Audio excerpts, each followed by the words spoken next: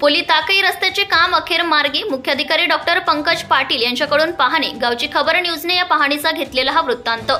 रस्त्याच्या कामाचा दर्जा राखला जात असल्याने ग्रामस्थांमध्ये समाधानाची भावना।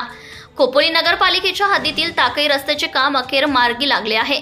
4,80,00,000 रुपये खर्चाच्या या रस्त्याचे 270 मीटरचे काम वन विभागाच्या परवानगीमुळे रखडले होते।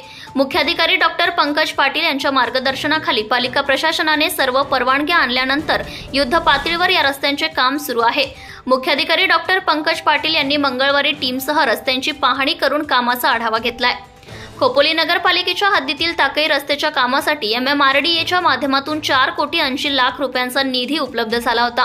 ताकईपासून आडोशीपर्यंत मोठ्या प्रमाणात कारखाने असल्याने या रस्त्यावर अवजड वाहनांची सतत वर्दळ असते। निधी मंजूर झाल्यानंतर आमदार महेंद्र थोरवे यांच्या हस्ते भूमिपूजन होऊन 2 वर्षांपूर्वी या रस्त्याचे काम सुरू झाले होते।